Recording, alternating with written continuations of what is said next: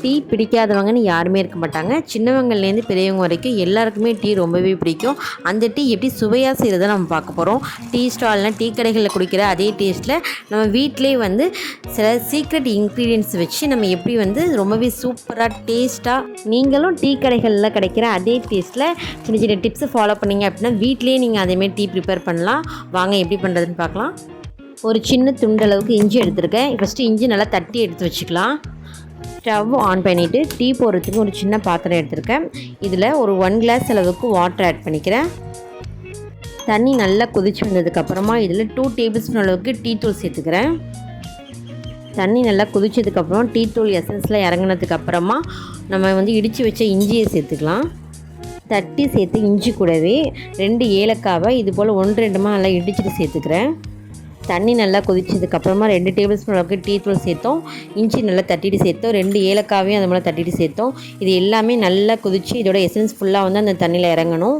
இது கூடவே 2 table spoon அளவுக்கு சுகர் சேர்த்துக்கிறேன். உங்களோட ஸ்வீட்னஸ்க்கு ஏற்ற மாதிரி நீங்கள் சுகர் ஆட் பண்ணிக்கோங்க.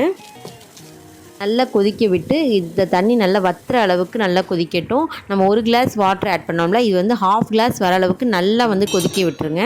தண்ணி கொஞ்சம் வத்துற அளவுக்கு நல்லாவே கொதிக்கட்டும். இப்போ நம்ம 1 கிளாஸ் அளவுக்கு வாட்டர் ஆட் பண்ணோம்னா இது 1/2 கிளாஸ் அளவுக்கு வத்திடுச்சு. இது கூடவே நான் வந்து 2 கிளாஸ் அளவுக்கு மில்க் ஆட் பண்ணிக்கிறேன்.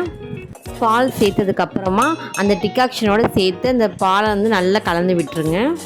டீ நல்லாவே கொதிக்கட்டும். அப்போ தான் வந்து அந்த டிகாக்ஷனில் நம்ம சேர்த்த பால் வந்து நல்லா கொதித்து டீ நமக்கு ரொம்ப டேஸ்ட்டாக கிடைக்கும்.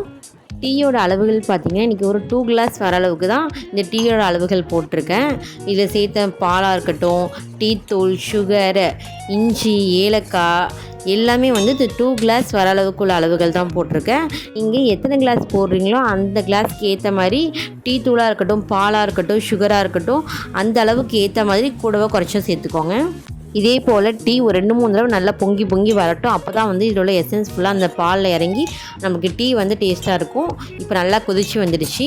இது கூடவே ஒரு 3 ஏலக்காய் சேர்த்துருக்கேன். இந்த ஏலக்காய் வந்து இந்த டீக்கு நல்ல ஒரு ஃப்ளேவர் கொடுக்கும். உங்களுக்கு ஏலக்காய் ஸ்மெல் பிடிக்கல அப்படின்னா நீங்கள் ஸ்கிப் பண்ணிக்கலாம்.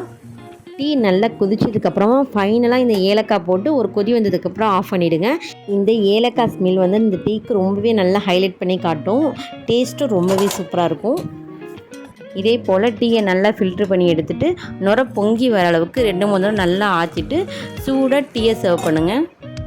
அவ்வளோதாங்க. ரொம்பவே மனமான சுவையான டீ கடைகளில் கிடைக்கக்கூடிய அதே சுவையில் வீட்டில் இருக்க இன்க்ரீடியன்ட்ஸ் வச்சுட்டே குட்டி டிப்ஸை ஃபாலோ பண்ணி ரொம்பவே சூப்பரான டீ நம்ம வீட்டிலே ரெடி பண்ணிட்டோம். இதை நீங்களும் உங்கள்கிட்ட செஞ்சு பார்த்துட்டு எப்படி இருக்குன்னு சொல்லுங்கள்.